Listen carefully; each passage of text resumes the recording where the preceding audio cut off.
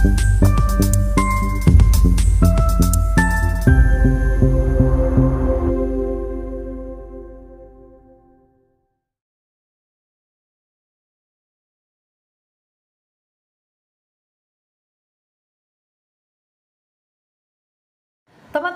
shalom, puji Tuhan. Pada hari ini kita akan menyaksikan sebuah kesaksian yang menggemparkan, di mana seorang ibu hajah sekaligus ketua Islamic Center menyatakan diri percaya kepada Tuhan Yesus. Seperti apa kisahnya? Saksikan video ini dan semoga memberikan pencerahan ya.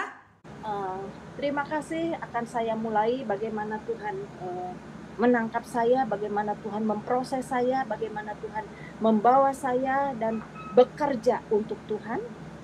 Saudara yang terkasih, saya tadi menyampaikan bahwa saya memang seorang yang kalau dibilang fanatik, ya. Kalau dibilang seorang hajah, iya. Saya beberapa kali untuk berangkat haji dan umroh, karena pertama saya pendiri yayasan, kedua saya juga membawa jemaat untuk ke sana, dan memang satu hal yang perlu saya sampaikan bahwa saya memiliki satu yayasan Al-Fat. Al-Fat itu kemenangan. Itu saya ambil di salah satu Al-Quran, salah satu surat, bahwa Al-Fat itu kemenangan. Setelah surat Muhammad itu baru surat Al-Fat. Karena ada satu euforia, ada satu dulu itu saya seorang pengusaha, ya, pengusaha yang sukses, pengusaha yang kalau dikatakan sangat besar sekali. Saya punya dana dan antusias bahwa saya harus mensyiarkan agama saya waktu itu, dan saya membawa jiwa-jiwa ke hadapan Tuhan saya yang dulu. Dan bagaimana saya satu kemenangan untuk saya, satu hal yang membuat saya bahwa ini harus terjadi. Satu kesombongan juga, sebagai sosok manusia, satu kesombongan. Yang mana, pertama saya tidak suka kekristenan. Kedua, saya sangat tidak suka dengan Tuhan Yesus. Dan ketiganya, satu ambisi. Saya ini orang Sunda. Saya ingin Jawa Barat kalau perlu. Dan umumnya orang Sunda tuh agak sulit untuk menerima Tuhan Yesus, tuh agak sulit. Karena kekeh gitu ya. Satu hal yang bukan saya bicara untuk hal yang yang disampaikan seperti itu, tapi saya katakan di sini kalau misalkan di situ agak sulit untuk menyampaikan hal seperti itu. Jadi ada satu keinginan di mana saya ingin kalau perlu mengislamkan mereka, kalau perlu mereka itu tunduk kepada Tuhan saya, Allah Subhanahu wa Ta'ala itu. Tapi dalam satu hal, saya dengan dana yang ada, saya dengan satu ambisius, saya dengan satu kesombongannya bahwa ini akan terjadi. Itu kan rencana manusia, itu kan rancangan saya sebagai manusia, di mana banyak karyawan saya yang tadinya juga seorang anak Tuhan, karena mereka kerja untuk saya, akhirnya bagaimana saya untuk, kalau sekarang kayak penginjilan ya, kalau dulu itu kalau dikatakan saya seorang hajah, ustazah, dan ada satu power. Jadi perempuan ini jadi satu kekuatan gitu. Diberikan jabatan, diberikan pekerjaan, tapi kayak kamu harus ikut saya. Jadi sambil estafet juga untuk syiar di sana ya. Dan banyak juga yang mereka akhirnya ikut jadi mu'alaf gitu. Tapi dalam hal itu saya belum mengerti. Dan ada satu kemenangan bahwa ini saya bawa kepada mereka, termasuk arsitek saya. Kenapa? Saking saya emosinya, saking saya ambisinya, karena waktu saya cerita, saya waktu itu punya dana dari mana ya. Pertama saya punya suami itu meninggal, dia meninggalkan beberapa harta juga. Dan saya seorang pekerja keras juga, jadi ada hal saya mengumpulkan, dan ada satu misi di mana untuk untuk syiar Islam itu. Karena dari tingkat keluarga itu kebetulan tongkat estafetnya itu ada di saya.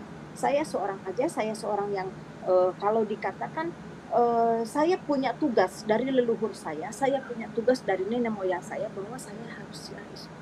Dan itu yang saya pegang pada saat itu. Sampai akhirnya di mana saya ada tablik akbar, di mana apalagi ini nih setelah mau menjelang puasa seperti ini, itu tablik akbar yang namanya safari Ramadan dan lain-lain sebagainya, itu saya tidak pernah berhenti. Terkadang di depan gereja pun saya pasang spanduk, saya simpan di situ dengan judul tablik akbar siapa ya, yang keren-keren. Di mana saya pada saat itu ada satu join dengan habaib-habaib, join dengan organisasi Islam yang cukup besar pada saat itu. Kita kan punya power, biasa kan kalau ada dana, ada kekuatan, ada power, jadi apapun sepertinya dunia itu bisa kita kendalikan. Sampai suatu saat ada tingkat satu keinginan besar saya sebagai manusia. Ini kalau cuma di Jawa Barat saja, sepertinya saya membutuhkan sesuatu hal yang lebih besar lagi. Akhirnya saya sering ke berbagai daerah, bantu pesantren-pesantren, dan itu sangat play sekali hingga saat ini, di mana di situ ada kegiatan ministry untuk kekristenan. Terkadang di depannya itu dibangun satu pesantren, dan entah bagaimana itu bisa secepatnya itu bisa selesai gitu. Sementara yang kita punya saat ini harus bergumul dulu, harus berdoa dulu. Terkadang kita udah bagaimana, tapi memang kembali lagi anak-anak Tuhan itu dilatih kesabarannya yang luar biasa.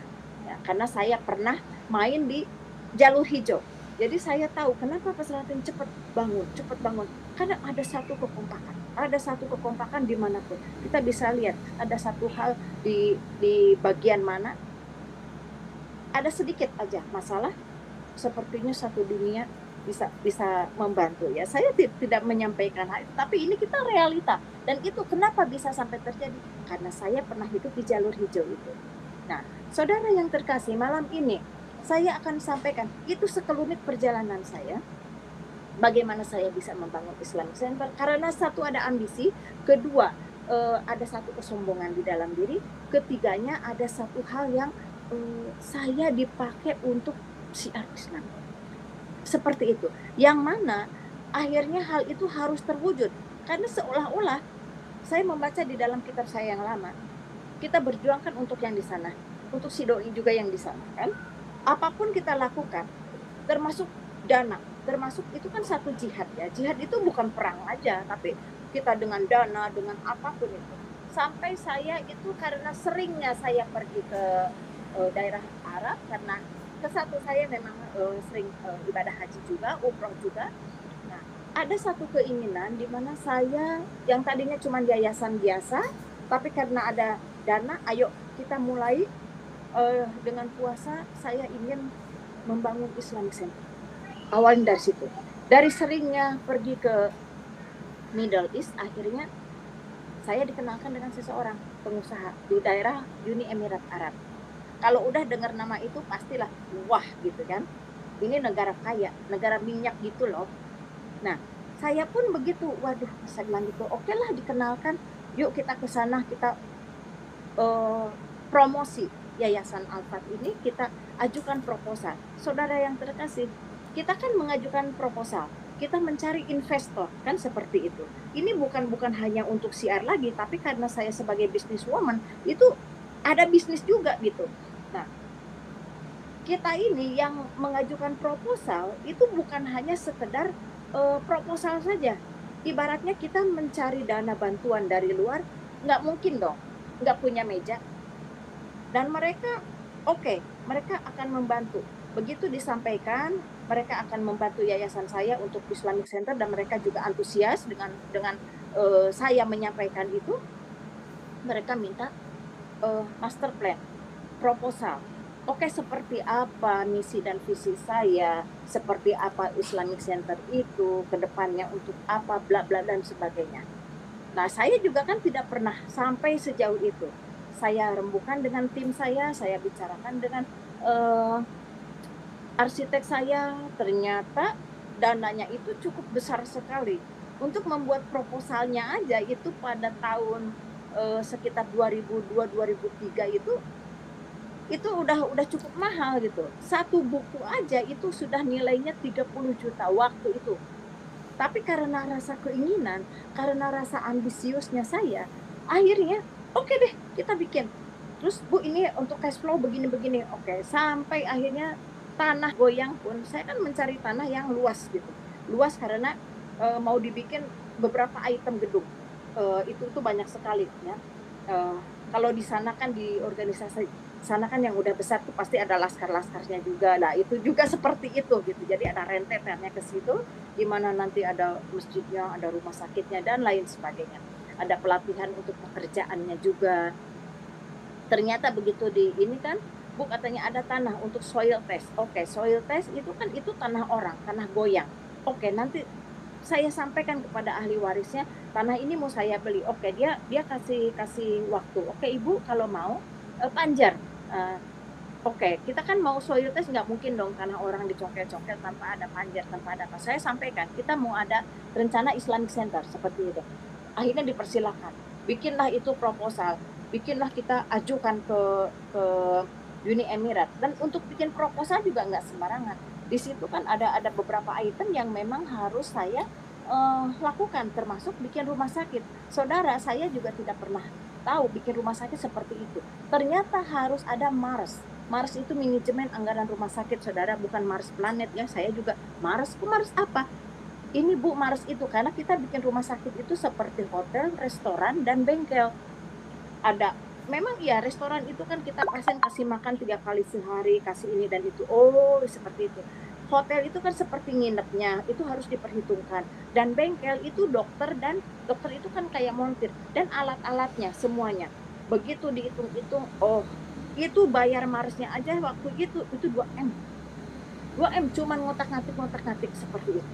Dan sampai ke angka seperti itu. Akhirnya udah beres di sini, apapun saya lakukan dengan dana saya yang ada, saya jual ini, jual itu, sampai saya pinjam ke teman juga. Satu hal, karena ambisi. Karena ambisi, ada kesombongan di mana saya ini terjadi. Karena seolah-olah seperti ini dari Allah Subhanahu wa taala. Di mana saya harus berjuang, harus syiar. Dan ini seperti jalan mulus. Awalnya seperti itu, seperti jalan mulus. Oh, semua pada mendukung. Saudara tahu sendiri, di mana kita ada sesuatu, di mana kita ada dana, di mana orang melihat kita dengan pundi-pundi, semua tuh ngaku saudara, semua ngaku teman. Saya juga tidak tahu apakah ini teman, apakah ini lawan, kita tidak mengerti. Tapi pada saat itu semua didukung. Sampai suatu saat, saya selesaikan untuk master plan-nya, saya ajukan ke pihak pengusaha di sana, dan terima kasih Pak, ini yayasan saya tempo hari. Nama Sarah itu setelah saya dibaptis. Nah, itu yang akhirnya saya ajukan. Setelah diajukan, mereka mempertimbangkan, oh Bu kurang ini, udah kurang ini, dibalikin lagi, dibikin lagi, ajukan lagi. Oh Bu kurang ini, kurang itu, dan lain sebagainya. Sampai pada seketika dia menghubungi saya, menghubungi manajemen saya bahwa ada penundaan. Saya kaget pemirsa, saya kaget. Karena apa? Apa yang dia minta itu sudah saya penuhi. Apa yang mereka, oh ini kurang ini, udah saya betulkan. Sampai arsitek saya berkali-kali mengulang, sampai manajemen saya tuh betul-betul prepare yang bagus untuk itu. Dan mereka mengatakan dengan mudah, ini ada penundaan. Terus saya begini, oke, kalau begitu saya minta waktu, karena kebetulan waktu itu saya mau umroh dan saya harus mampir ke Dubai. Nah di Dubai itu akhirnya kami bisa bertemu dengan mereka. Saya membawa tim ke sana karena pada saat saya waktu di sana ya Bapak Ibu, itu perjalanan hidup saya dan itu syiar saya juga, di mana ada beberapa arsitek yang tadinya juga anak Tuhan. Tapi setelah kerja dengan saya, akhirnya mereka nikah dengan yang lama saya itu, dengan keimanan saya yang lama. Terus mereka akhirnya jadi mualaf. Itu akhirnya saya bawa ke sana umroh seperti itu ya. Nah, itu perjalanan saya itu.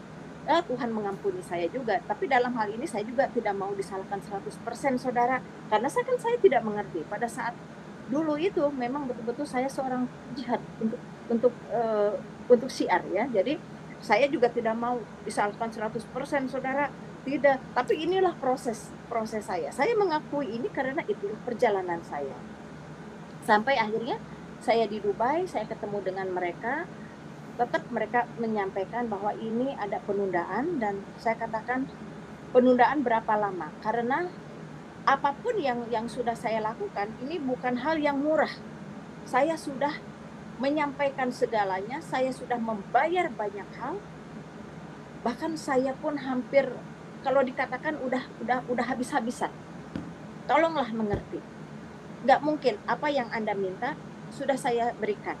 Jadi berapapun apapun yang sampai saya ibaratnya jual-jualan, dijual semua aset yang ada hanya untuk memenuhi satu program ini.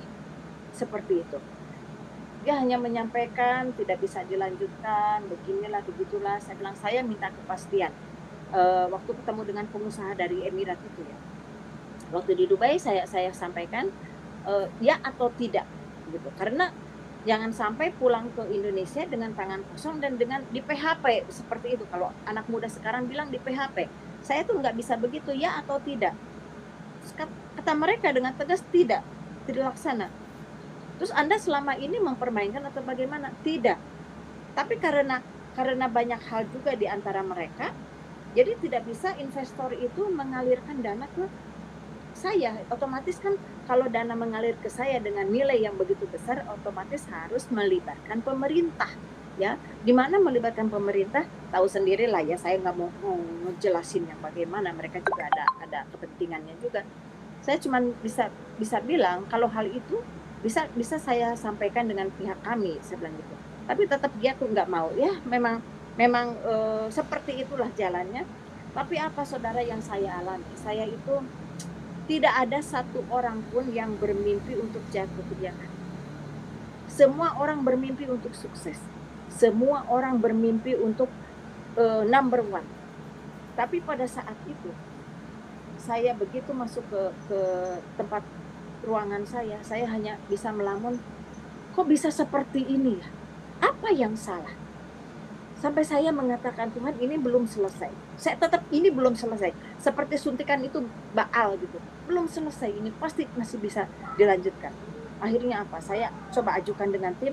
Besok sehari kita meeting lagi dengan mereka. Pasti ada perubahan gitu. Karena kita masih ambisi ya. Pasti ada, sebelum kita pulang ke Indonesia, kita sampaikan lagi. Mungkin dia ada perubahan atau bagaimana. Mereka ketemu lagi dengan kami, dan saya sampaikan, tolonglah, saya bilang gitu, jangan sampai kami pulang dengan tangan hampa. Tolonglah sedikit ada kemanusiaan, gitu ya. Memang dasar orang Arab ya, seperti itu jahiliyahnya itu memang seperti itu. Dia nggak mikir ini orang udah bangkrut atau bagaimana, dia nggak mikir. Pokoknya tidak. Saya tidak akan mengeluarkan dana itu. Dana yang dikeluarkan hanya perjalanan saya dia ganti. Aduh, saya bilang kalau perjalanan pada saat itu memang saya juga ada duit, hanya ganti itu aja. Saya mengatakan, saya udah habis-habisan loh. Saya pulang ke Indonesia itu betul-betul kolaps. Anda berpikir tidak seperti itu? Karena saya sampaikan waktu itu kan saya punya dana itu dari almarhum suami. Sekarang saya dari mana lagi saya punya dana? Dan itu untuk perjuangan saya. Dia tetap tidak bisa. Akhirnya ya sudah. Kita juga nggak bisa lama-lama di sana karena kan kita tamu. Pulang ke Indonesia itu dalam pesawat antara ya dan tidak. Sampai ke Indonesia saya masih berpikir oleng, masih bagaimana, meskipun ada manajemen, nggak apa-apa Bu, mungkin kita ajukan lagi. Saya bilang stop, nggak ada yang harus diajukan lagi, karena kalau diajukan lagi ada perubahan lagi, saya harus bayar kalian juga. Nah mereka kan cari duit. Nah sementara saya bagaimana? Saya melakukan ini semua bukan karena untuk mereka juga, tapi untuk saya juga. Tapi ternyata pada saat itu betul-betul cut. Bagaimana kalau saudara ada di posisi saya? Enggak laki, enggak perempuan, kita sudah habis-habisan, kita sudah memberikan yang terbaik untuk yang di sana, yang di atas, dan kita sudah berjuang untuk si doi. Hasilnya apa? Padahal saya percaya dengan kitab saya yang lama, di mana kita berjuang, berjihad dengan dana, upaya, pemikiran, dan lain sebagainya. Yang ada masuk surga. Boro-boro masuk surga di dunia aja saya udah kayak neraka, saudara. Saya bingung siapa yang akan menyelesaikan hutang-hutang saya. Siapa yang akan membantu saya? Tidak ada, saudara. Satu persatu rekanan saya, satu persatu manajemen saya, teman-teman saya pergi. Karena saya langsung mengatakan saya harus menyelesaikan urusan dana.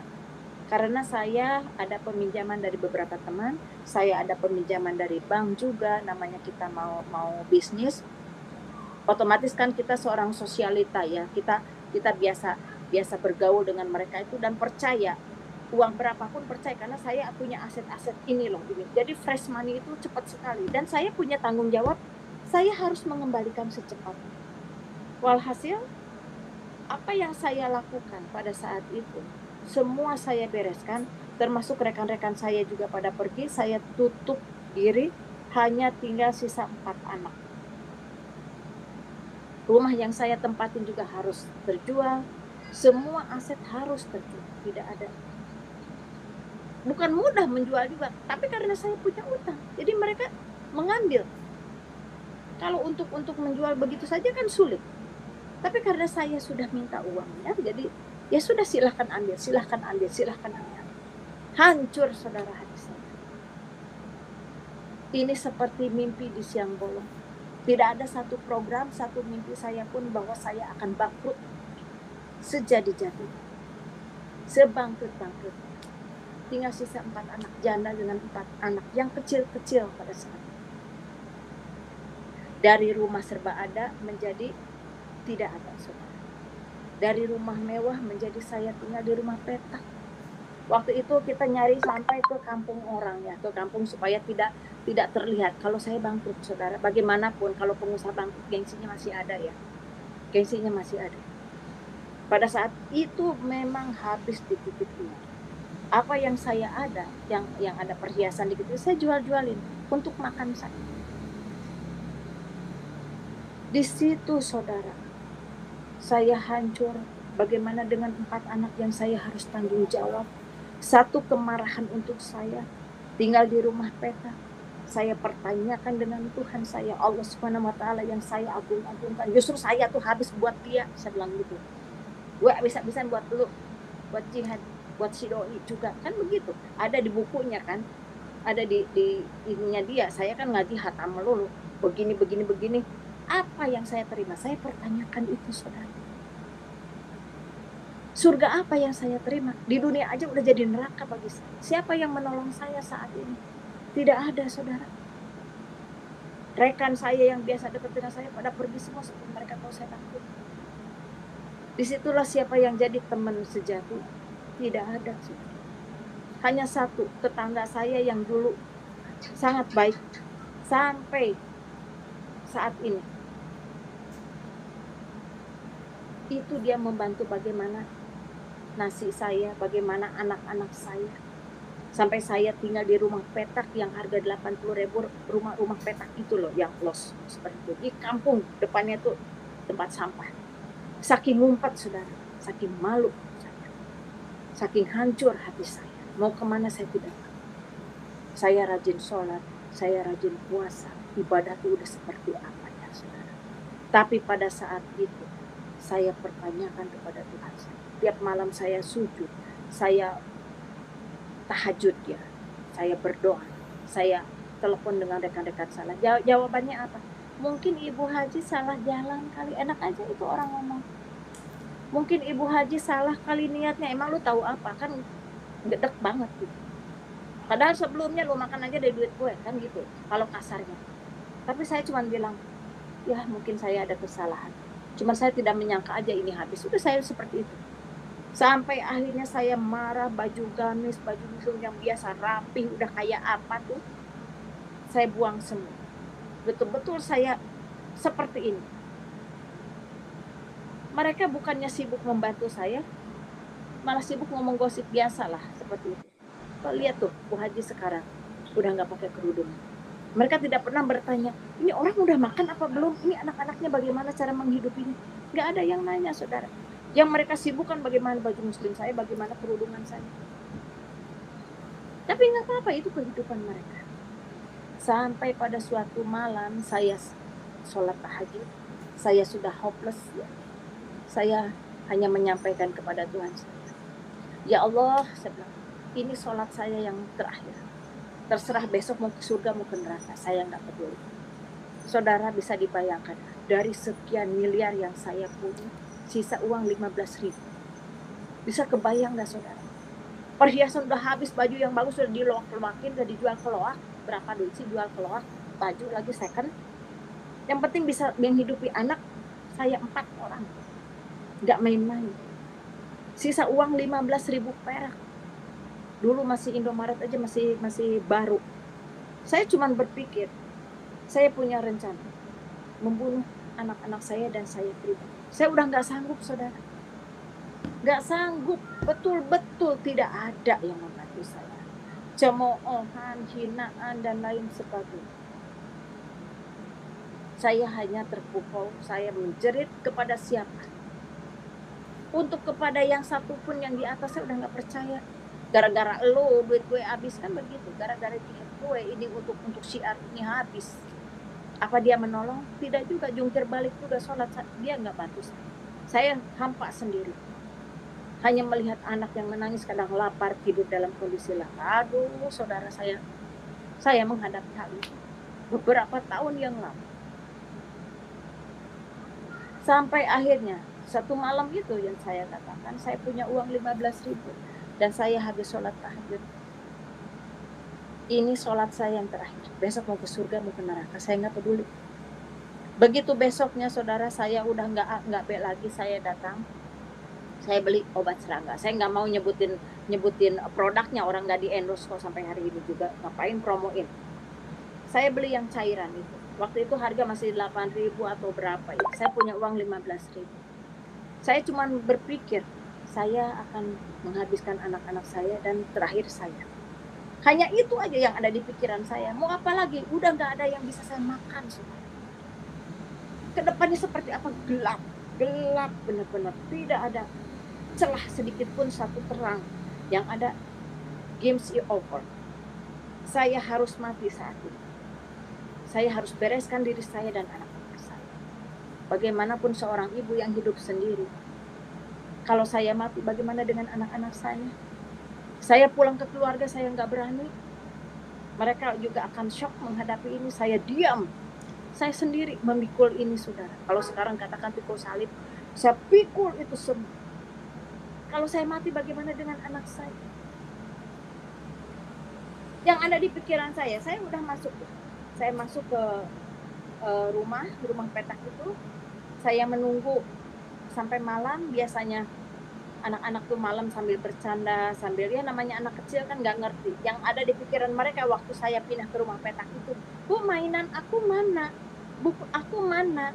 Yang warna pink mana? Ini tuh saya bilang, lupakan itu. Yang pink, yang itu nggak ada. Saya hanya bilang itu ketinggalan di rumah. Ayo kita kapan mau pulang ke rumah? Ini rumah siapa? Dalam hati aku hancur, saudara. Anak kecil polos menanyakan hal itu. Ini emangnya rumah siapa? Rumah teman ibu ya? Kok begini ya? Itu anak kan polos. Dan hati, rumahmu tuh udah nggak ada. Rumah kita udah nggak ada. Cuman saya bilang, kita tinggal di sini aja ya. Kita kumpul di sini ya. Itu saudara yang saya ada. Sampai malam. Saatnya malam. Biasa saya sholat tuh jam 3. Karena sholat jam 3 itu kan nanti nyambung dengan subuh ya. Biasa ngaji gitu dan sebagainya. Saya majukan. Jadi jam 2. Karena saya ingin yang sepi, ingin yang tenang. Acaranya bukan mau sholat. Acaranya bukan mau mengadu kepada Tuhan, tapi acaranya mau bunuh diri massal. Tunggu, namanya di kampung, kentongan, hansip kampung kan, masih ada orang. Saya lihat anak-anak suruh pada tidur. Kok ibu kita disuruh tidur siang? Tidur. Ini udah malam, tidur. Mereka nurut. Saya udah siap. Sampai tengah malam, saya lewat, udah sepi. Baru saya, sekarang, waktu. Saya udah nggak kepikiran apa-apa, saudara. Betul-betul gelap, nggak ada lagi celah untuk sinar itu masuk di hati saya tuh, di pikiran saya tuh nggak ada. Itulah ya, saat ini saya mengerti kenapa ada orang sampai bunuh diri, kenapa ada orang sampai begitu menabrakkan diri atau bagaimana. Karena memang sudah buntu, dan itu saya mengalami di titik nadir saya, di titik kehidupan saya. Itu saya alami.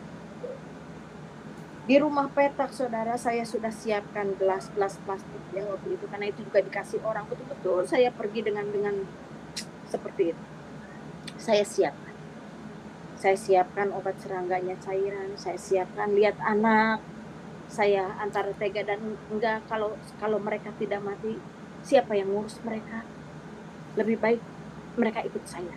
Saya tidak pernah berpikir kalau ia mati semua, saudara. Kalau enggak mati apa enggak masuk patroli. Enggak berpikir untuk itu. Yang ada saya dan anak-anak harus selesai malam itu. Itu yang terjadi. Namanya seorang ibu, saudara, mau mati pun, mau membunuh pun enggak tega dong. Kalau lampu masih nyala, saya matikan itu nyala. Saya matikan itu lampu, maksud saya. Saya buka itu botol itu. Saya siapkan gelas, anak-anak lihat udah tidur. Saya hanya menyampaikan, ini saat. Saya matikan lampu. Saya sudah, badan tuh udah semakin hampa, semakin ringan, semakin, ya ini yang terakhir. Saya hanya bisa menyampaikan. Saya udah siap, saudara. Saya siapkan gelas, saya siapkan botol, dalam kondisi gelap gulita. Begitu dikucurkan air, saudara, dalam kondisi gelap, antara saya ini kan bukan seorang pemimpi, saya ini bukan sedang tidur. Seseorang mau bunuh diri kan nggak mungkin tidur, saudara, itu namanya mimpi. Itu saya benar-benar dalam kondisi hidup, dalam kondisi dengan gelas, dalam kondisi botol, di mana saya mau membunuh diri. Tapi apa yang terjadi, saudara? Begitu air itu mengucur ke gelas saya, di depan saya ada sosok berbaju putih, berjubah putih begitu. Dia menyampaikan dengan tangannya, datanglah ke rumahku, maka aku akan menolong. Ini saya kan orangnya yang cukup keras juga. Saya hanya mengatakan, kenapa Tuhannya orang Kristen mana? Tuhan saya mana? Allah Subhanahu wa Ta'ala saya mana? Si doi mana? Dia menyampaikan lagi, datanglah ke rumahku, maka aku akan menolongmu. Saudara, itu saya simpan itu gelas, saya simpan botol, saya tutup mata, saya menangis, saya istighfar, saudara, dari ayat kursi, ayat 5, ayat 7, ayat 15, doa pengusir setan, doa pengusir hantu, apapun itu. Mungkin saya stres, mungkin saya depresi yang sudah terlalu dalam, mungkin halusinasi atau bagaimana. Saya hanya bisa menangis di situ dengan keringat, dengan bau obat cairan, dengan saya kebingungan, saya menutup mata, tapi apa yang terjadi? Tidak ada apa-apa. Tapi yang sosok berbaju putih pun itu sudah tidak ada. Tapi pada saat dia ada, begitu terangnya di dalam ruangan saya, saudara, percaya atau tidak percaya, terserah. Tapi pada saat itulah sosok di mana yang menolong saya. Yang pertama menolong saya, satu hal yang dia tinggalkan di dalam diri saya, harapan. Beberapa detik sebelumnya, sebelum saya mengucurkan cairan itu, saya tidak punya harapan. Yang saya sampaikan seperti gelap, saudara. Tidak tahu ada planning apa, tidak ada secercah cahaya pun masuk di diri saya atau di pikiran saya. Yang ada kegelapan dan saya mau menyelesaikan kehidupan saya. Tapi setelah yang saya katakan, kenapa Tuhannya orang Kristen? Kenapa saya tahu? Karena ada beberapa karyawan saya yang tadinya anak Tuhan jadi ikut saya. Waktu itu mau alat, saya bicarakan itu. Jadi kalau saya datang ke rumahnya, ini siapa? Oh, ini Tuhan saya, Yesus. Oh, saya nggak suka juga. Tapi pada saat saya membutuhkan pertolongan, hanya Tuhan Yesus yang datang kepada saya. Tidak Allah saya, tidak Nabi saya, tidak Habib saya, tidak siapapun, tidak teman-teman saya. Hanya Dia yang datang kepada saya. Ada berapa orang anak-anaknya saya mau alat. Tapi pada saat saya membutuhkan pertolongan, pada saat saya di titik kehidupan saya antara hidup dan mati, justru Tuhan Yesus yang membantu saya. Sampai hari ini saudara, mata saya, telinga saya itu tidak pernah lupa bagaimana saya pertama komunikasi dengan Tuhan Yesus. Saya bukan pada saat itu langsung percaya, tidak saudara, logika main. Kayak negosiasi. Kalau begitu, saya akan cari tahu dulu pengajaranmu seperti apa. Tapi tolong pelihara saya dan anak-anak. Negosiasi saudara, saya udah gak ada harapan, duit tinggal sisa 15.000 dari miliaran. Mungkin nanti disampaikan oleh owner dari Raja Banasa, itu ada beberapa master plan Islamic Center saya, ada beberapa dana saya di situ. Sisanya tinggal 15.000 dan itu pun sudah membeli obat nyamuk itu. Tinggal berapa ribu perak. Tidak ada harapan sama sekali saudara. Itu di situ tertera berapa biayanya, berapa tertera cash flow-nya itu banyak sekali. Nah, ini seperti ditayangkan.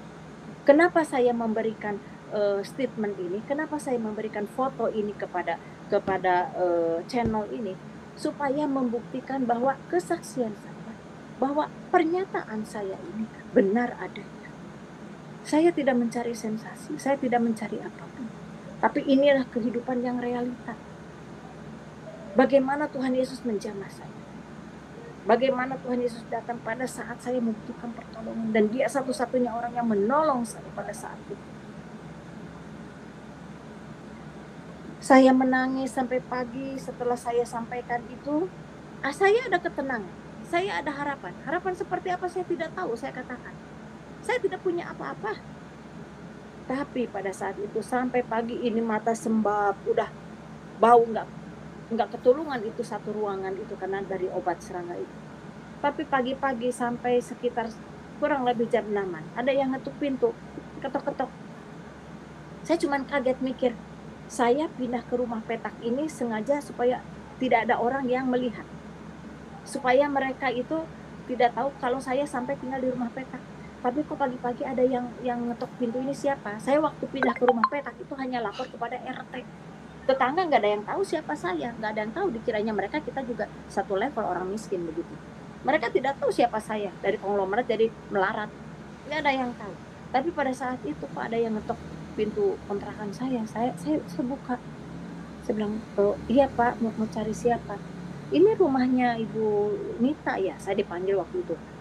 Iya Pak, saya bilang, Bapak tahu saya dari mana? Oh, saya dari RT sebelah. Ini ada pembagian sembako untuk janda dan anak yatim. Saudara, begitu disampaikan untuk janda dan anak yatim, itu saya jatuh saudara. Dulu saya seorang janda kaya, sering memberikan santunan kepada anak-anak yatim, anak-anak duafa, dan janda-janda miskin. Sekarang saya dikasih kresek, dikasih bungkusan. Ibu kan janda dan anak yatim. Isinya apa saudara? Sembako. Ya seperti itulah isinya ya, sembako. Dan ada amplop. Begitu saya buka, isinya 25.000. Saya hanya mikir, kemarin punya uang 15.000, terus saya beli obat serangga, sisa berapa ribu perak, kok kenapa sekarang jadi ada duit? Namanya pengusaha, kalkulasi melulu. Saya cuman mikir, ini siapa bapak ini ya? Kok tahu-tahu ngasih bingkisan ke saya? Udahlah, saya harus ngasih makan anak dulu. Saya nggak bisa ngasih makan, udah habis. Tapi saat itu oke, saya ada beras, ada Indomie, ada itulah sarden yang begitu. Saya masak bubur supaya banyak. Saya kasih makan. Anak-anak nanya begitu bangun pagi, Bu kok ini bau apa ya, kayak bau obat nyamuk? Iya ada obat nyamuk tumpah gitu. Tapi anak tuh lihat, kok ibu kayak nangis? Iya itu apa? Habis ngebersihin ngucuk-ngucuk mata, ya begitulah alasannya. Saya cuman diam aja. Saya cuman mikir, ini dengan uang yang ada, saya harus apa? Saya tidak punya apa-apa saudara. Tidak punya apa-apa. Saya cuma mikir, ini harus dimanfaatkan. Belum tentu ada orang yang ngirim sembako lagi. Saya pikir begitu ya. Kemarin aja nggak ada yang bantu saya. Kok ini ada orang-orang yang, ada orang satu bapak yang menolong saya, bapak setengah sepupu. Dan ini ada uang. Ini saya harus manfaatkan bagaimana. Dan satu hal, saya itu orangnya komitmen. Semalam saya menyampaikan satu komitmen, apabila saya dan anak-anak dipelihara, maka saya akan mencari tahu ajaranmu seperti apa. Enggak langsung accept saudara, enggak langsung terima. Datanglah ke rumahku maka aku akan menolongmu. Oh iya, aku akan ikut. Enggak saudara, saya akan cari tahu dulu ajaranmu seperti apa. Tapi tolong pelihara saya dan anak-anak, negosiasi. Tapi begitu luar biasanya Tuhan Yesus. Saya dengan uang yang ada saudara, saya jalan kaki ke pasar tradisional cukup jauh. Beli apa? Beli kacang kedelai. Yang saya bisa lakukan pada saat itu, kenapa saya itu? Karena dulu saya bisa mengirim kacang kedelai itu Koperasi Tahu Tempo itu bertonton. Sekarang harus membeli kacang kedelai 1/4 kilo. 1/4 kilo waktu itu harganya 1.000 perak. Plastiknya beli sedikit, karetnya minta dari tukang warung. Saya jalan, saya kenalan sama tetangga pinjem blender. Saya mulai dagang, mulai bikin susu kacang saudara. Antara maju dan mundur. Saya mikir gini, dulu saya ini kalau bisnis tinggal tanda tangan jadi. Kalau bisnis ketemunya di mana, dealnya di mana, paling sedikit di restoran, paling sedikit hotel. Oke, kita deal. Ke kantor mana, di mana, di gedung mana, wisma mana. Ini dengan diplastik-plastikin susu kacang, saya harus jalan kaki. Bagaimanapun juga ada rasa malu. Tapi saya lihat anak-anak saya sebagai ibu, sebagai bapak, saya harus bertanggung jawab untuk mereka. Saya bungkus-bungkus itu, saya diam, oh saya harus jalan. Karena saya komitmen, setelah saya tidak mau sholat lagi, setelah saya menyampaikan saya tidak mau ibadah lagi, saya tidak berdoa lagi saudara kepada Allah, saya tidak. Saya akan berjalan dan akan mencari tahu ajaran yang satu ini seperti apa. Logika aja, yang dulu aja tidak menolong saya, apalagi yang baru, kan begitu ya. Tapi itu yang harus saya ada satu dorongan bahwa saya harus mencari ajaran seperti apa. Saya jalan saudara, bawa susu kacang.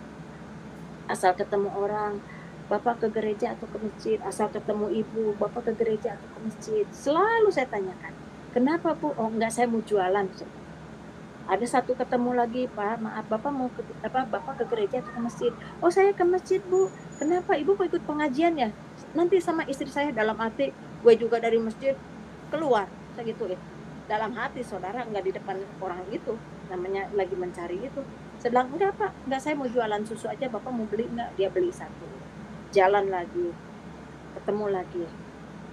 Kayaknya nih, lihat muka-mukanya nih kayak orang Kristen. Saya tanya lagi, Bu, ibu ke gereja atau ke masjid? Oh saya ke gereja. Kenapa Mbak? Enggak, saya mau nanya.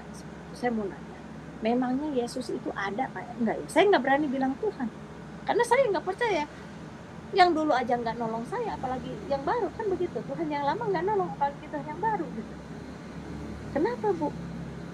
Bukan begitu. Beberapa malam yang lalu dia datang ke saya, memang dia ada. Iya Bu, ada. Kapan? Oh enggak, saya bilang gitu, enggak. Jangan banyak nanya. Saya namanya juga lagi Baal, saudara. Saya kan enggak mungkin nanya-nanya bagaimana, dan orang itu seperti antusias. Saya bilang, enggak, saya mau jualan aja.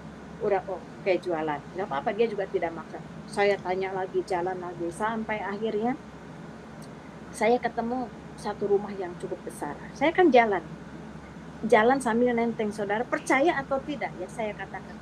Pertama saya bikin susu kacang itu hanya 10 bungkus. Untuk selanjutnya naik jadi 15 bungkus. Saya terus jualan sambil nanya, karena saya komitmen mencari ajaran. Setiap orang ditanya, setiap ke gereja atau ke masjid atau bagaimana semua. Sampai akhirnya saya ketemu satu rumah yang cukup besar, mobilnya juga banyak. Terus di situ ada ibu-ibu sepuh yang sedang nyapu. Saya bilang, Ibu, selamat pagi. Ini saya mau menawarkan susu, mau beli enggak? Oh susu apa? Ini susu kacang. Saya tenteng, saya buka. Terus saya gini, Bu, maaf saya mau nanya, Ibu ke gereja atau ke masjid? Oh saya ke gereja. Memangnya kenapa Mbak? Ini saya mau nanya, Tuhan Yesus ada apa enggak sih? Dia hidup apa mati atau bagaimana? Karena saya kan punya pemahaman yang di salib itu kan Yudas ya. Terus Tuhan Yesus itu kan enggak ada. Yang ada kan Isa Al-Masih, dan itu juga terangkat hidup-hidup kan di langit yang ketiga gitu. So tahu banget ini Bu Haji juga gitu ya. Itu yang diajarkan yang nenek moyang saya zaman dulu gitu, seperti itu. Jadi mendarah daging. Sampai akhirnya si ibu itu bilang gini, Oh katanya kebetulan suami saya gembala. Gembala apa? Nah ini Bu Haji kan bingung, gembala apa ini? Ada gembala. Maksudnya gimana ya, gembala gembala di sawah atau bagaimana? Bukan, gembala itu di gereja, ada jemaatnya. Nah itu jemaatnya domba-domba. Bingung lagi kan? Eh, Gini aja, maksudnya apa ini? Kayak pemimpin atau bagaimana? Iya iya iya, seperti pemimpin. Nanti saya dikenalin lah sama ibu itu, dikenalin sama bapaknya. Kebetulan lagi ada, katanya lagi nggak sibuk, soalnya bapaknya tuh sibuk katanya. Dia kan hamba Tuhan, selalu sibuk gitu ya. Udah dikenalkan, udah ngobrol, tuh saya tanya ini Tuhan Yesus bagaimana, terus akhirnya dia senang, oke. Istri saya katanya minta tiap hari dikasih apa ya, susu kacang langganan, nggak pakai gula. Ternyata dia punya pabrik gula, diabetes gitu maksudnya. Jadi dia pesan susu kacang tiap hari harus dianterin, dan si bapaknya ini sedikit-sedikit berbicara tentang Tuhan Yesus gitu. Oh Tuhan Yesus itu baik, Tuhan Yesus itu lemah lembut lah, begini. Saudara, semakin hari dagangan saya itu semakin banyak. Saya semakin kreatif karena gini, ada orang beli susu 2, satunya kan harga 1.000 perak. Ada orang beli susu 2, uangnya 5.000, udah nggak usah kembalian. Jadi kan saya kreatif, beli tepung terigu, bikin keripik, bikin apa. Sekalinya waktu jalan, ada langganan lain, dia jualan baju-baju, jualan apa, sampai ke CD juga, maaf, sampai ke celana dalam, maksudnya bukan CD kepingan. Bu katanya bawain ini. Itu diberkati benar-benar. Saya baru paham bagaimana Tuhan Yesus memberkati saya. Dari orang waktu itu kan tidak percaya. Waktu itu kan saya hanya mencari ajarannya. Tapi bagaimana penyertaan, pemeliharaan Tuhan itu sempurna. Dan dia tidak ngotot harus percaya ke saya, harus dibaptis baru diberkati. Tidak. Waktu itu saya kan komitmen mau mencari ajarannya dulu. Tapi dengan penuh kasih dia memelihara saya dan anak-anak sampai dari rumah petak yang 80 saya bisa 80.000, maksudnya bukan 80 juta. Jadi pindah ke rumah petak yang ada kamarnya satu itu bisa seharga 125. Waktu itu 125 tuh masih udah besar gitu, udah mendingan gitu, ada dapurnya di dalam, ada kamar mandinya di dalam. Kalau dulu kan rame-rame begitulah. Sampai akhirnya di rumah juga saya jualan baju-baju sambil nenteng, sambil ini, sambil itu ya. Nah, si ibu ini yang gembala ini, bapaknya kalau tiap pagi memberikan satu wejangan, dia buka firman, dan saya mendengar dengan tenang. Saya antusias juga lama-lama, oh iya baik ya. Karena melihat dari kehidupan saya, dagangan saya semakin hari semakin banyak. Terus si ibu ini juga kalau disodorin dagangan, dia beli banyak, saudara. Mobilnya banyak, rumahnya gede. Dia ngambil berapa aja kan kita senang, asal bawa barang apa diborong, bayar 300.000 ngambil barang 500.000, bayar 500.000 ngambil barang 1 juta. Kan saya percaya, apalagi si bapaknya kan seorang gembala, seorang hamba Tuhan, dan bla bla bla bla gitu. Ini kan nggak ngerti Bu Haji waktu itu orang linglung, orang habis depresi berat, mencari kebenaran, mencari jati diri, mencari jiwa yang hilang pada saat itu. Karena saya kan ada masa transisi di mana saya mau bunuh diri, suicide. Di mana saya mau suicide itu sampai akhirnya Tuhan memberikan satu kehidupan yang baru, second chance untuk saya. Nah, ini kan antara human error gitu. Jadi kayak ini baik. Jadi melihat segala sesuatu baik. Sampai akhirnya sebulan, 2 bulan, 3 bulan, yang punya dagangan baju baru, Bu, maaf ini saya mau menyampaikan, Ibu udah berapa bulan setorannya kok sedikit katanya, sementara barang yang dibawa banyak, sampai jual mutiara. Karena memang iya, asal ada beberapa konsumen juga bayarnya benar, saya bayar ke dia. Tapi yang rumah kaya ini, yang istrinya gembala ini, berjuta-juta. Oh iya Pak, saya bilang gitu. Iya betul. Saya memang dari konsumen lain saya setor ke Bapak, tapi ada satu rumah yang memang cukup banyak ke saya, tapi orangnya baik tuh Pak ya. Terus akhirnya saya ke rumah yang mewah itu tuh, ke istrinya gembala. Ibu, kok tumben siang? Ya Bu, maaf senang itu. Ini saya di rumah kedatangan orang yang punya barang itu, bisa itu enggak? Bisa bayar enggak? Soalnya di Ibu banyak, saya sodorin tuh itu catatan di atas 10 juta. Itu kan besar sekali untuk saya. Dia kaget juga, oh ini, oh iya besar juga ya, oh 11 juta lebih lah itu, besar juga ya ini, iya saya bilang gitu. Terus itu si ibu itu nggak nyangka, cuman gini, Nita tolong katanya, ini kalung ibu dibuka nih kata gitu, kalung emas, dia pakai kalung emas. Saya pikir dia minta tolong untuk membuka kalungnya, mungkin dia mau nyuci, mau mandi atau apa. Saya bilang, baik bu, saya buka gitu.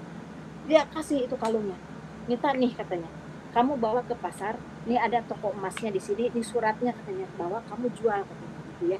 Nanti sisanya berapa, nanti katanya ke ibu aja langsung katanya, jangan ketemu bapak ya katanya, mulai besok. Ini ada amanat dari si ibu itu. Saya bilang, bu, saya bukan mau jual-jual barang orang bu, saya bilang, saya mau nagih uang aja, masa saya harus ke pasar ngejualin kalung ibu, saya bilang gitu. Enggak, saya nggak ada uang. Dia kasih uang saya tuh sedikit, sekitar 300.000 lebih, dan kasih kalung emas itu.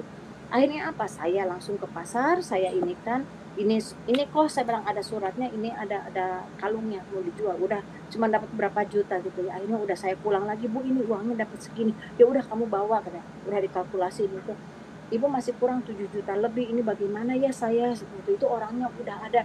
Terus akhirnya gini, ya nantilah pasti saya bayar kata si ibu itu, tapi tolong katanya, mulai besok katanya, kamu jualannya jangan ke pintu depan katanya, langsung aja ke dapur ya, kalau di dapur kan pasti ketemu ibu katanya gitu, kalau di depan itu kan bapak biasa, Nita kan diajar Alkitab katanya baca di situ katanya gitu, jadi pasti bapak ada di situ. Iya iya, soalnya kan bapak itu hamba Tuhan, dia katanya gembala, dia itu pendeta, jadi nggak boleh dengar hal-hal seperti ini. Oh ya, saya kan mikirnya gini, maaf aja saudara ya, kalau di tempat saya dulu itu kan boleh poligami, boleh halal haram itu kan samar ya, yang penting katanya apa ya, itu kalau kepepet kan jadi halal gitu ya, yang hal seperti itu gitu, jadi poligami aja boleh gitu. Saya cuma mikir, oh berarti kalau di Kristen itu seorang gembala hamba Tuhan itu betul-betul hidupnya harus kudus, kan memang selalu disampaikan begitu, harus kudus, harus benar dan sebagainya. Oh berarti acara utang piutang istrinya aja nggak boleh sadar itu. Ya soalnya kan bapaknya itu Tuhan katanya, nggak boleh dengar hal seperti ini. Oh iya iya baik bu, saya ini dengerin. Mulai besok saudara, saya itu jalannya tuh langsung ke dapur. Kalau mau ke dapur itu kan berjejer mobilnya tuh 4 biji, otomatis kan setiap bayangan itu kan rumah itu kaca.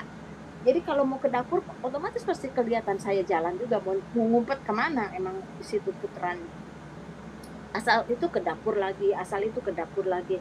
Nah, sekalinya waktu saudara, memang semuanya harus terjadi, dan ini saya anggap ini satu didikan dari Tuhan. Begitu saya ke dapur, yang buka pintu itu bukannya ibunya, bukan istrinya, tapi si bapaknya itu, bapaknya gembala itu, suaminya itu yang hamba Tuhan. Dia buka gitu. Katanya, Mbak Nita kok tumben-tumben katanya, terus-terusan saya tunggu di ruangan katanya untuk menyampaikan kabar berita katanya, untuk belajar katanya untuk Tuhan Yesus. Kenapa sekarang beberapa hari ini ke dapur? Saya cuman ini ya, saya ini megang amanat agung ya dari istrinya, bahwa bapaknya tuh nggak boleh dengar utang, nggak boleh dengar dagang-dagang kredit seperti ini. Saya cuman nggak ada apa-apa pak, saya cuman mau nyari istri bapak aja, mau nganterin susu. Oh ya ya sini katanya susunya diambil. Terus saya kan agak kayak orang bingung ya, pak itu istri bapak kapan dia pulangnya, jam berapa? Itu kalau lagi ke sekolah katanya nganterin cucu saya katanya pakai mobil yang satunya. Oh iya lah, mobilnya berjejer. Oh iya, kira-kira pulang jam berapa ya? Memangnya ada apa katanya? Nggak ada apa-apa, saya mau ketemu istri bapak aja. Saya tuh masih menahan. Sampai akhirnya dia bilang gini, istri saya punya utang berapa? Saya kaget saudara, ih sakti ya. Saya pikir, saya belum ngomong aja dia udah nanya, istri saya utangnya berapa kata dia. Tapi minitnya tuh udah beda. Saya cuma bilang, ini namanya Tuhan apa sakti ya? Kok tahu, saya belum ngomong aja dia udah tahu. Enggak pak, saya mau ketemu istri bapak. Bilang katanya berapa? Saya sambil gemeteran. Ini pak catatannya seperti ya gitu. Itu saudara, saya juga kaget. Yang biasa bicara tenang, biasa lemah lembut, pokoknya 9 buah roh mungkin ada di dia semua, cuma 1 buahnya yang tertinggal. Itu yang dari Taman Safari keluar semua, keanggotaan Taman Safari keluar semua, mungkin dia member di sana kali. Begitu nggak lama datang tuh mobil, keluar istrinya. Wah, langsung dari situ saudara, betul-betul ini seorang anggota Taman Safari. Keluar semua itu, saya cuma bengong aja. Si bapak ini biasa kalau bicara Tuhan Yesus itu pemaaf, begitu kasih, bla bla bla dan sebagainya. Ini ke istrinya sendiri. Wih, itu dari benar-benar deh. Sampai saya kaget. Terus saya hanya bisa bilang begini, gini aja deh Pak, masalah Bapak dan Ibu mungkin mau berantem silahkan nanti lanjutkan. Cuman ini masalah utang-utang, ini bagaimana dengan saya? Saya harus bertanggung jawab. Saya nggak mau tahu, saya nggak mau bayar ini semua katanya. Bukan urusan saya. Saya tuh kalau ngomong juga nggak tega ya. Kalau kaos yang dipakai si Bapak Gembala juga itu kaos utangan saya. Kalau saya mau mempermalukan, tapi kan saya enggak, bingung gitu yang ada. Waduh, ini di atas 7 juta saya harus menanggung utang, sementara si ibunya udah nangis-nangis, si bapaknya ngamuk-ngamuk, keanggotaan Taman Safari keluar semua, sementara si bapaknya juga pakai kaos yang istrinya memang sangat mencintai suaminya, dia beliin baju kreditan dari saya, tapi suami kan tinggal pakai, mana tahu dia yang dipakai juga dari saya. Akhirnya saya pulang saudara, saya keluar, saya diam di depan rumah itu di pinggir jalan. Saya nangis saudara, ini masalah apa lagi? Apa masih ada karma saya yang belum tuntas, atau masih ada kesalahan saya? Karena waktu saya bangkrut itu kan banyak rekan-rekan saya kan bilang begini, mungkin Bu Haji salah jalan atau bagaimana. Saya kan cuma mikir masih ada jalan yang saya salah atau bagaimana ini, saya harus menanggung ini semua. Saya nangis saudara, pulang ke rumah, bagaimana ini? Saya cuma bilang, saya berarti harus menyelesaikan utang ini juga. Saya datangin tuh yang punya dagangan baju itu. Saya bilang, Bapak Ibu saya mohon maaf, saya akan bertanggung jawab dengan utang-utang ini. Saya ada kejadian seperti ini, tapi saya minta waktu, saya akan menyicil ini. Untungnya baik, itu orang Muslim. Untung baik, gak apa-apa Bu katanya, yang penting Ibu bertanggung jawab aja. Saya kan ngasih barang ke Ibu mau jual ke siapa kan saya gak tahu, berarti Ibu yang harus menyelesaikan. Baik, saya bilang gitu ya, tapi jangan dikasih target waktu, saya bilang gitu, kapan saya harus menyelesaikan ini. Udah dari situ saudara, saya terpukul sekali. Tapi saya cuma berpikir gini, saya komitmen dengan Yesus, saya harus mencari ajarannya. Saya cuma bilang gini, mungkin ini bukan ajarannya dia kali, mungkin ini salah, tapi ajaran Yesus mungkin gak begini. Saya harus mencari lagi, saya gigih lagi, saya bangkit lagi saudara. Utang, saya jualan lagi, ada aja itu berkat untuk menyelesaikan, ada aja itu. Saya juga heran, sampai akhirnya saya juga ketemu orang Kristen, ada ibu sepuh yang dia langganan juga. Akhirnya dia undang saya ke persekutuan. Saya bilang, persekutuan apa? Nanti Ibu katanya di sana ada kesaksian tuh harus apa ya? Saya ceritakan kan bagaimana pertemuan saya dengan Tuhan Yesus. Saya ceritakan itu, ini bagus ada kesaksian, nanti ceritakan katanya. Waktu itu diundang di salah satu duta besar dari Rumania yang baru kembali ke Indonesia. Jadi ada ucapan syukur. Nah, ada beberapa persekutuan doa yang diundang. Jadi mereka ada persembahan doa, ada nyanyi atau pujian lah gitu. Terus dari yang ngundang ibu saya itu, ibu-ibu yang ngundang saya itu harus menyampaikan kesaksian. Nah, kita kan dari Muslim nggak tahu kesaksian macam apa. Pokoknya ibu nanti cerita aja bagaimana ketemu Tuhan Yesus, ceritakan. Ya baik cerita. Itu bagaimana Tuhan memberhentikan saya yang jualan saudara ya. Itu ada Tuhan itu luar biasa. Saya udah ngerendam kacang nih, habis saya diundang di salah satu duta besar dari Rumania itu. Saya ceritakan aja itu, si Bu Haji Emel tuh belak-belakan gitu, seperti ini. Itu tamu yang ada yang nangis, ada yang haleluya. Yang bingung saya lagi saudara, lah kok ada yang seperti ini? Saya bilang gitu, saudara ini kan saya ketemu dia. Saya bilang gitu, kenapa saudara bicara? Iya Bu, katanya kami di Kristen itu kalau ada sesuatu yang luar biasa dengan Tuhan Yesus itu luar biasa, haleluya, puji Tuhan gitu. Bengong aja Bu Haji tuh, udah liar juga gitu. Tapi ya udahlah, biarin, saya kan udah cerita, udah saya nggak ngerti kan kesaksian, pokoknya ceritakan ketemu Tuhan Yesus. Dari situ saudara, asal saya udah ngerendam kacang, saya pikir besok jualan lagi. Ternyata enggak. ada yang minta nomor telepon, terus saya diundang kemana, ada yang saya baru ngebungkus-bungkusin, ada orang ke rumah, ibu di mana rumahnya? Oh saya di rumah di kampung, saya bilang gitu. Dia datang, pingin tahu benar apa enggak di rumah gitu. Dia borong susunya, nggak tahu diminum apa dibagikan, kita nggak ngerti. Pokoknya itulah cara Tuhan memelihara saya, sampai akhirnya saya dikenalkan sama salah seorang. Saya masih penasaran karena gini, saya itu tipikal orang yang saya harus melihat sendiri, harus dengan mata kepala sendiri, siapakah itu, ajarannya itu seperti apa. Apalagi saya udah merasa dibohongin, ujuk-ujuk ketemu hamba Tuhan yang seperti itu, dari halus menjadi kasar gitu ya, dan itu harus saya nikmatin gitu. Sampai akhirnya saya datang ke Kedutaan Vatikan, saya untuk menanyakan siapakah itu Yesus. Dia datang ke saya, waktu itu saya ketemu orang dengan PD, saya ketemu apalah security di situ. Ibu mau ketemu siapa? Saya mau ketemu duta besar di sini. Waktu itu orang Polandia tuh, duta besarnya.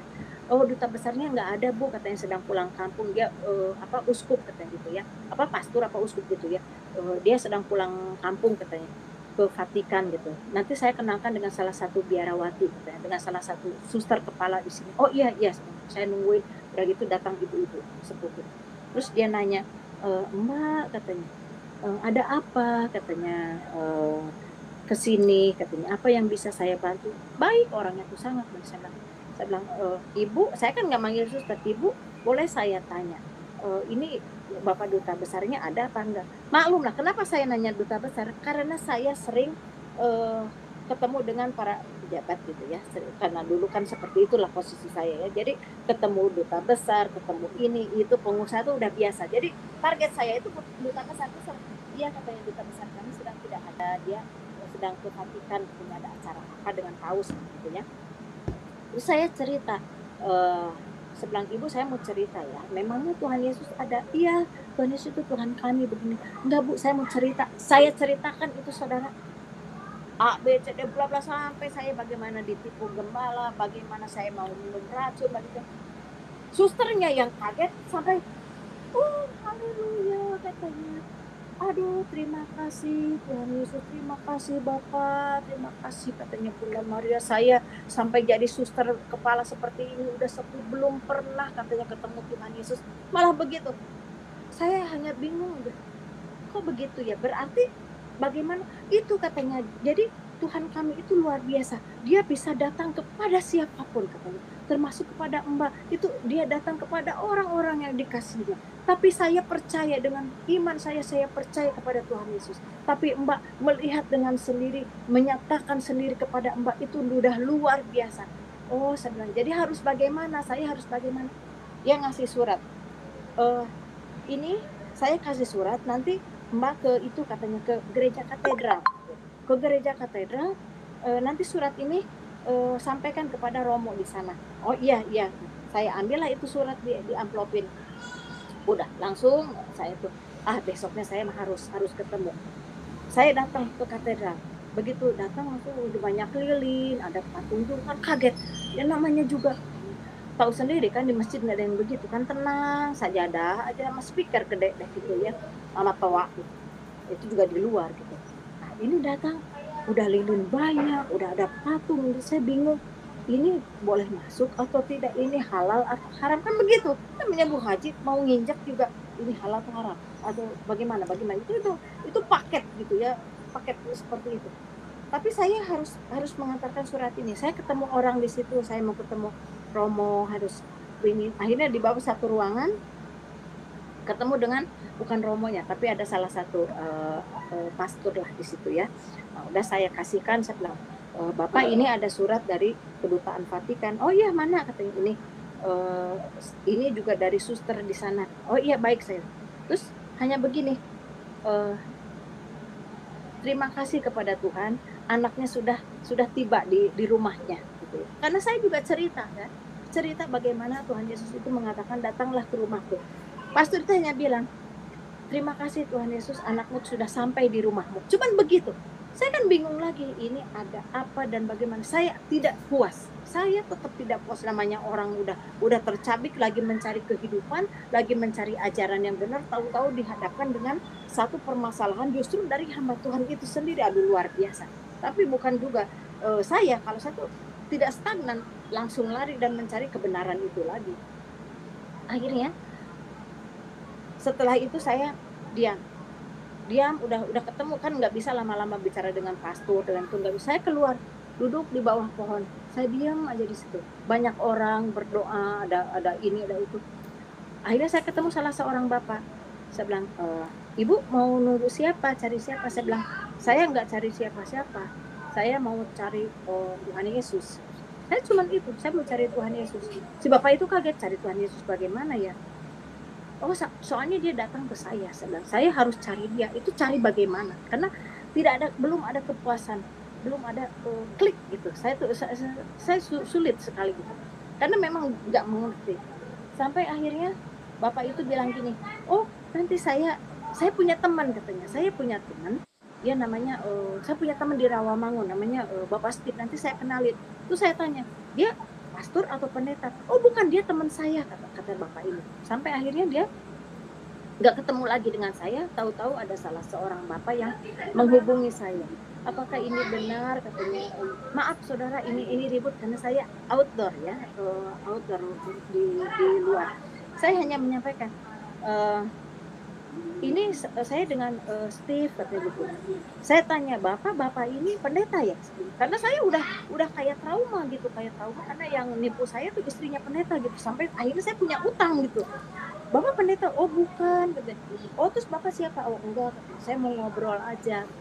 Oh sebelum itu, bapak tinggal di mana? Oh saya tinggal di Rawamangun. Dia ngundang saya untuk datang ke rumahnya. Baik Pak, ngobrol. Terus saya bilang, di mana? Oh saya jauh, katanya. Bisa, pokoknya patokannya begini katanya. Nggak usah takut, nanti pulangnya saya kasih ongkos, kata bapak itu. Oh iya baik, nggak apa-apa, saya bilang gitu.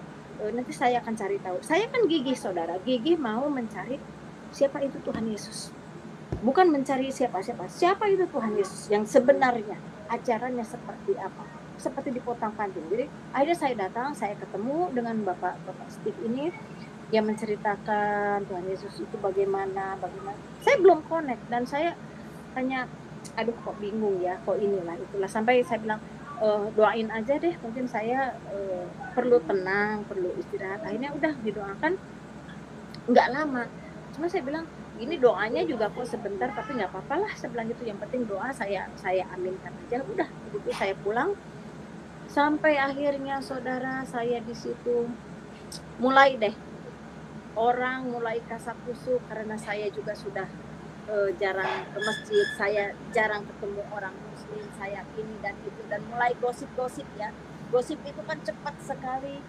Mulailah dari situ orang dari Dewan Dakwah panggil saya, dari MUI panggil saya, rekan-rekan saya panggil, dari teror, dari marahnya mereka, sampai akhirnya mereka manggil saya dengan niat baik dalam hati. Ibu, katanya, lebih baik ibu kembali, katanya. Ngapain cari-cari agama lain, itu kan nggak benar, katanya gitu ya. Kembali lagi lah, Islam itu kan agama yang diridhoi, bagi yang sempurna dan lain sebagainya. Kalau perlu ya kami ada proyek, kata mereka tuh, untuk memujukkan usahalah, kata mereka tuh, untuk ikut-ikutan jadi orang kafir. Kami akan memberikan proyek untuk ibu, jangan sampai masuk kepada kekristenan yang nggak jelas. Bilang gitu. Maaf ya Pak ya, saya bukannya menolak proyek, saya bukannya menolak apapun, biarlah saya hidup seperti ini, saya jalani. Sebetulnya saya bukan ikut Kristen, sebetulnya saya bukan masuk ke Kristen, sebetulnya saya bukan masuk ke Kristus, saya juga tidak mengerti, tapi justru Kristus yang masuk di hati saya. Pada saat saya membutuhkan seseorang, pada saat saya suicide antara hidup dan mati dengan 4 anak yang tertidur, yang saya siapkan membunuh mereka, justru Tuhannya orang Kristen yang datang. Teman saya tidak ada, rekanan saya tidak ada, pejabat apalagi.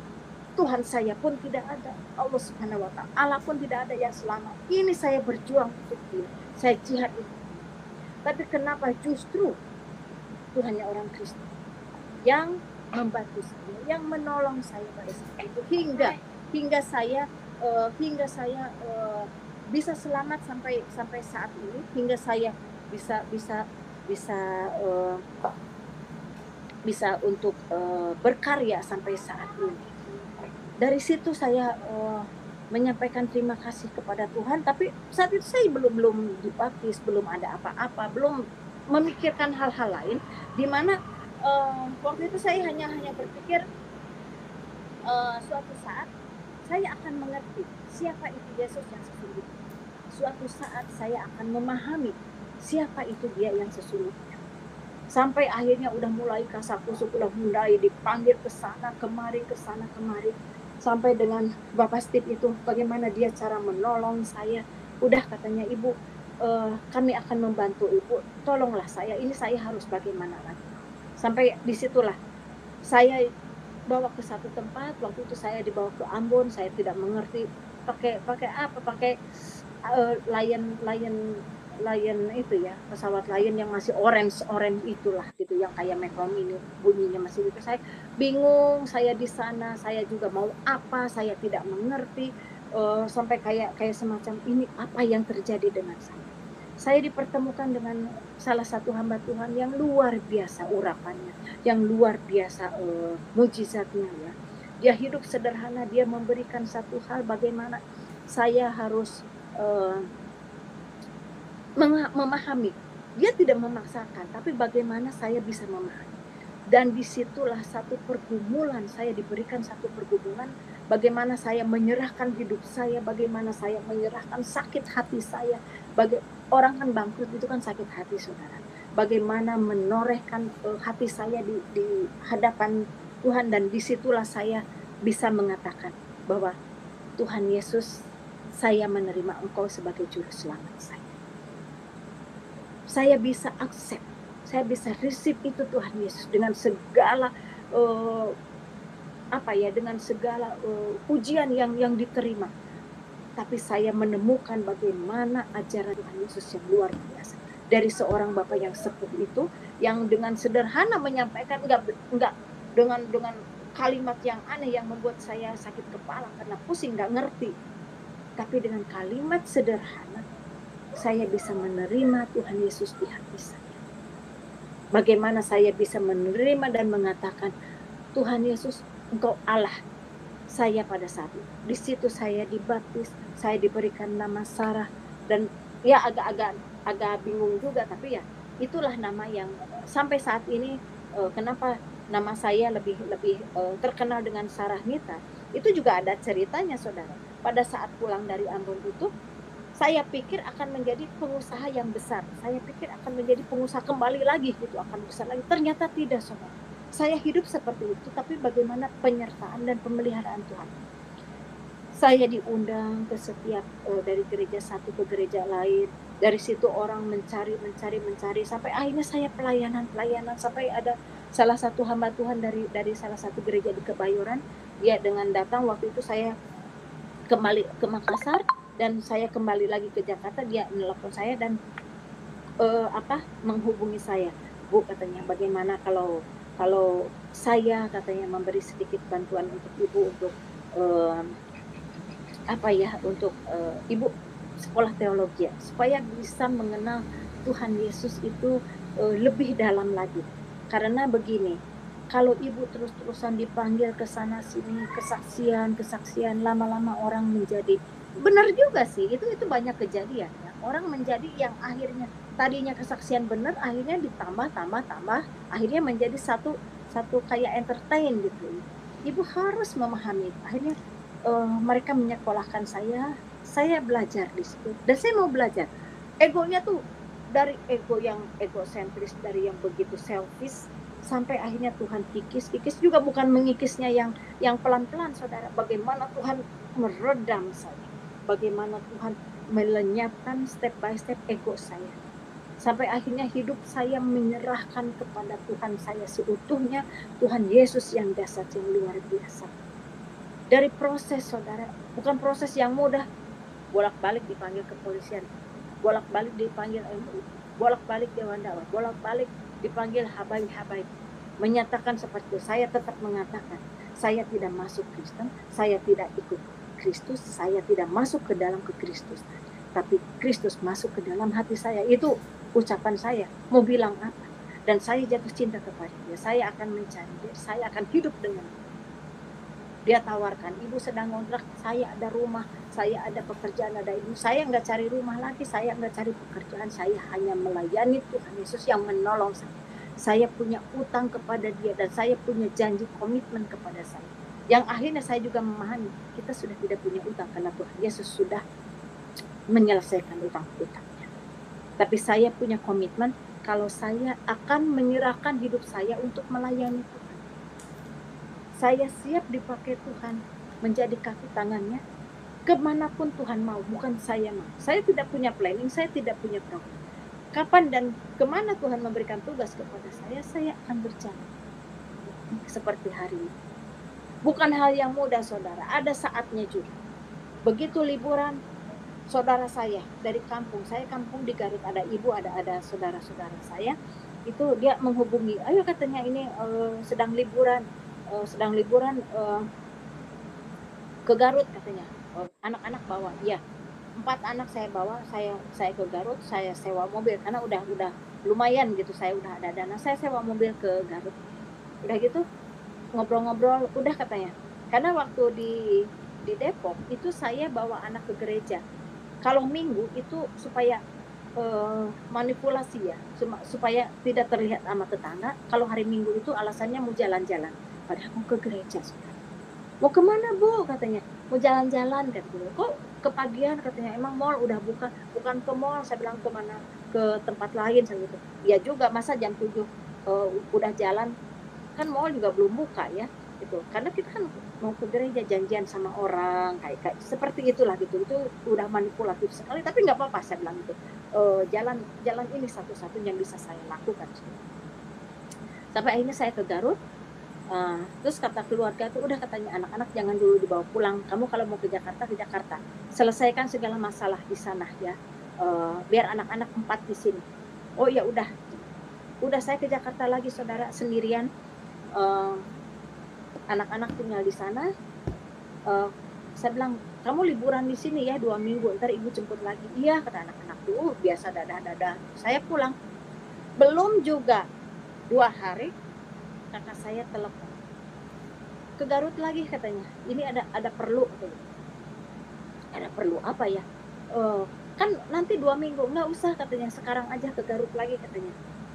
Naik bis aja biar cepat katanya, nggak usah sewa mobil. Oh iya udah, saya bilang gitu, saya mau ke Garut aja sekarang. Ya udah, namanya sendirian kan, anak 4 di Garut. Saudara tahu apa yang terjadi? Begitu datang ke Garut, saudara saya, keluarga besar saya itu sudah kumpul, haji dan lain sebagainya. Namanya kita juga masih dari keturunan di sana, kumpul gitu ya. Silahkan katanya ke sini. Tapi muka mereka tuh udah seperti ada sesuatu, cuman firasat, oh ini kumpul mungkin ada hajatan atau apa atau bagaimana ya. Saya cuman gini, oh iya gimana anak-anak, ngerepotin enggak ngerepotin, kamu duduk di sini kata saudara saya, kakak saya. Ini ya katanya, saya di sini ada bingung juga katanya lihat anak-anak kamu. Memangnya kenapa akan manggilnya AA gitu ya, ke saudara. Memangnya ada apa? Asal mau makan bukannya bismillah begini tadi. Asal mau tidur begini gitu. Saudara tahu kan anak-anak polos ya. Waktu di Depok itu kan kita sering bawa ke gereja gitu ya. Otomatis kan diajarin doa, harus begini, harus begitu. Jadi itu anak dengan polosnya mau doa dia begini gitu ya. Terus yang dipanggil kan Tuhan Yesus gitu. Nah, asal mau tidur begini gitu. Keluarga itu bingung. Akhirnya saya dipanggil. Itu kakak saya yang manggil itu, memang dia temperamen sekali. Dia langsung begini. Kamu katanya ya, sudah coba-coba mempermalukan keluarga besar. Kamu haji, keluarga besar kita ini kamu coreng katanya. Pahala hukumnya. Saat ini saya akan bunuh kamu. Pas di atas kakak saya punya keluarga 6. saya yang paling kecil, saya akan bunuh kamu. Itu saya kaget. Pertama dia mau gampar saya, tapi kakak saya yang laki yang lain menahan. Akhirnya dia emosi, saudara. Begitu emosi, namanya ada kumpulan, itu kan ada kue, ada buah dan lain sebagainya. Otomatis ada buah, ada pisau. Dia mau ambil itu pisau, saudara. Tapi apa yang terjadi? Karena emosi, orang banyak, kursi kan dijejerin, duduk di karpet, kursi dijejerin. Dia keselimpat sampai pisaunya jatuh. Pada saat itu juga saya lari kabur dengan 3 anak, karena yang paling kecil itu nggak ke bawah, masih kecil, masih nggak bisa lari, saudara. Masih sangat kecil, dan itu dia sedang main. Saya dengan 3 anak saya bawa, saya gendong anak yang ketiga karena ada kekurangan ya, dia ada kekurangan, ada spesial gitu. 1 saya gendong, yang 2 saya tuntun, ayo kita kabur gitu. Betul kabur. Itu saya udah nggak lihat apa-apa lagi, tinggal baju yang ada di badan. Saya lari naik angkot, saya udah kayak dikejar apa. Langsung saya ke terminal, dari situ saya langsung naik bis dengan 3 anak. Saya dengan gemeteran, dengan kebingungan. Akhirnya apa, saya ikut, bisa bilang, Pak sopir, kapan ini jalan? Tunggu dulu. Aduh Pak, cepat Pak, saya ada perlu Pak, saya ada perlu. Saya cuma satu, takut keluarga saya nyusul. Apa entah saya dibunuh, apa gimana, karena tadi juga waktu mau dibunuh, itu Tuhan menolong saya, dia dengan keserempet, pisaunya lepas. Itulah kesempatan saya lari. Betul-betul Tuhan menjaga saya, tidak satu orang pun melukai rambut saya, tidak satu orang pun melukai saya. Meskipun bolak-balik saya dipanggil pejabat-pejabat di sana, tidak ada satupun. Betul-betul Tuhan memprotek saya, dan sampai akhirnya bis itu jalan masuk ke perbatasan, masih di perjalanan dari Garut ke Bandung itu saya masih gemeteran. Tapi begitu masuk ke Bandung, masuk tol, saya hanya bilang, Tuhan Yesus terima kasih, Tuhan Yesus terima kasih. Udah nggak bisa ngomong apa-apa lagi. Ini anak 3. Saya kembali lagi ke Depok. Saya hanya diam, saya ceritakan semua. Yang pertama saya hubungi itu Bapak, saya ada kejadian begini, ada kejadian begini. Dia hanya mengatakan, Bapa di surga sedang menjaga. Tuhan Yesus telah menjaga, jangan takut. Percayakan semua.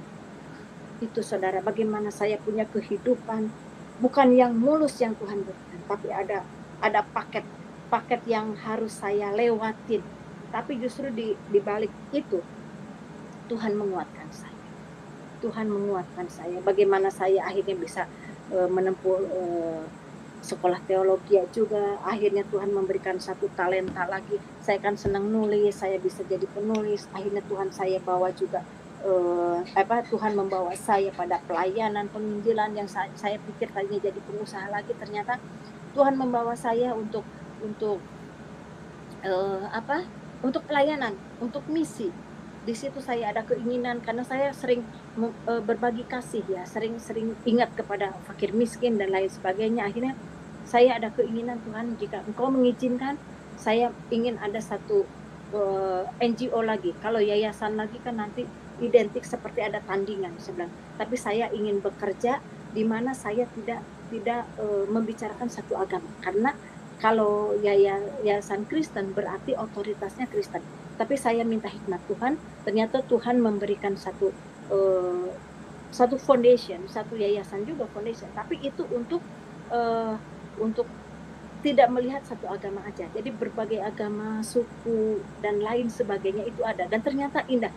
Dari situ ternyata Tuhan membawa saya dari Muslim, Tuhan cuci saya, Tuhan permandikan saya, Tuhan benahin saya, Tuhan membawa saya lagi ke tempat ini. Dari sini justru saya mendapatkan jiwa-jiwa yang harus ditolong, yang harus dibawa kepada Tuhan Yesus, bukan kepada saya. Itulah luar biasanya. Akhirnya saya membentuk satu NGO, Love and Life, di mana ada cinta dan kehidupan, itu dari tahun 2006, dan penuh pergumulan.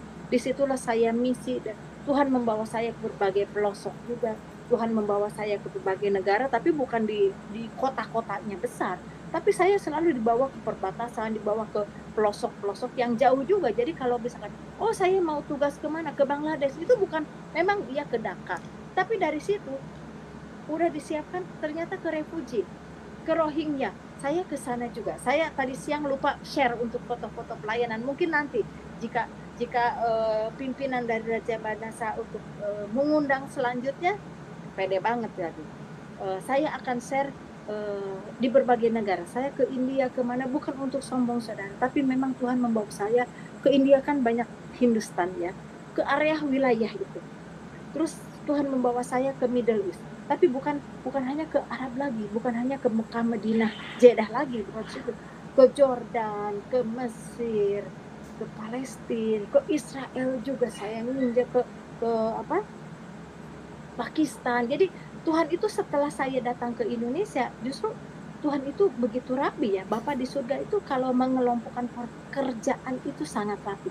Waktu saya ke India itu kelompoknya India, Nepal, Sri Lanka, Bangladesh, kayak begitu, kayak Hindi, kayak Telugu, yang begitu bahasanya. Begitu saya masuk ke Middle East, ya wilayah-wilayah seperti itu. Begitu saya masuk ke Singapura, Vietnam, Kamboja, Laos, jadi kayak udah di tahap-tahap seperti itulah. Sampai terakhir jauh ke Haiti, itu ke daerah Karibian, itu nanti saya kalau ada waktu lagi saya share pekerjaan saya di sana. Nah, itulah saudara bagaimana malam ini saya share untuk menyampaikan, dan saya juga mohon doa dengan setulus hati, doakan untuk pelayanan saya lagi. Mudah-mudahan ini kan corona udah selesai ya. Semoga Tuhan membawa saya lagi untuk misi, untuk pelayanan lagi kemanapun yang Tuhan inginkan. Karena selama saya pulang habis dari terakhir saya ke Haiti, terus kembali ke Pakistan, terus saya istirahat karena coronanya. Akhirnya saya, ya hamba Tuhan mau apa? Kan perkumpulan nggak boleh, gereja ditutup, kantor tutup. Kita kan bukan orang yang terima gaji, tapi Tuhan itu memberikan satu hal yang luar biasa. Saya kecil-kecilan di depan rumah juga jualan frozen untuk menghidupi saya juga dan pelayanan saya. Mohon doa juga, saya sedang sedikit ada orang memberikan tanah dan saya sedang sedikit membangun untuk NGO itu, untuk rumah singgah, untuk pelayanan misi saya juga, karena selama ini kan tidak ada tempat untuk itu, jadi ya bertumpuk-tumpuk dengan jiwa saya, dengan badan saya. Dan terima kasih saudara, untuk saudara tetap semangat. Semoga kesaksian ini, mari kita menjadi saksi Kristus dimanapun Tuhan membawa saudara. Dan kesaksian yang dahsyat dari Ibu Mas Nita Saradinata, seorang yang sudah berulang kali melakukan perjalanan ibadah haji, seorang yang sangat fanatik, seorang yang sangat berapi-api dan dikatakan sangat beremosi, ingin membawa sebanyak mungkin orang menjadi mu'alaf, sebanyak mungkin orang untuk memeluk akan agama Islam. Dia juga seorang yang berjihad dalam hal keuangan untuk mendukung pelayanan dia sebagai seorang muslim. Bahkan dia juga sedang berusaha menghimpun segala kekuatan untuk membangun Islamic Center. Tetapi justru di dalam gebu-gebu ataupun semangat, bahkan emosi dia untuk menjalankan akan agamanya ataupun kepercayaannya, justru Tuhan berkehendak lain atas dirinya. Tuhan menangkap dia, Tuhan menyatakan kasih karunia-Nya, sehingga seorang Ibu Mas Nita tak kuasa untuk melawan akan panggilan Tuhan. Ini kalau kita lihat dari bagian firman Tuhan, ada kemiripan dengan Rasul Paulus, di mana Rasul Paulus pada waktu itu hendak melakukan perjalanan ke Damsyik, seorang yang berusaha menghambat perjalanan pelayanan umat Tuhan, seorang yang menentang akan pelayanan, akan pekerjaan Tuhan, seorang yang suka menganiaya jemaat. Tetapi justru di dalam semangatnya untuk menghancurkan pekerjaan Tuhan, untuk menghambat semua pelayanan-pelayanan yang dilakukan orang percaya, pada saat itulah Tuhan bekerja dan menangkap Rasul Paulus dan juga menyatakan diri kepada Paulus, sehingga dia yang tadinya seorang Saulus, kemudian dia percaya kepada Tuhan, dan dia percaya bahwa sungguh yang memanggil dia, yang menyelamatkan dia, bahkan yang menyatakan diri kepadanya adalah Tuhan. Setelah dia percaya kepada Tuhan, dia pun berganti nama menjadi Paulus, Dan setelah dia menjadi Paulus, dia juga seorang yang sangat berapi-api untuk melayani Tuhan. Kalau dulu di dalam keyakinannya yang lama, dia berapi-api untuk melawan pekerjaan Tuhan. Setelah dia mengerti kebenaran, mengerti dan mengenal Tuhan Yesus sebagai satu-satunya Tuhan dan Juru Selamat yang benar, maka untuk pelayanan ataupun untuk melayani Tuhan, dia pun dengan segenap hati, dengan segenap jiwa dan raga, bahkan dia sampai mati melayani Tuhan. Teman-temanku, kiranya kita sebagai orang percaya juga melakukan pelayanan yang sama. Kita berapi-api di dalam melayani Tuhan. Semoga kiranya melalui kesaksian orang-orang percaya membakar semangat kita untuk menjadi berkat bagi banyak orang. Tuhan Yesus memberkati.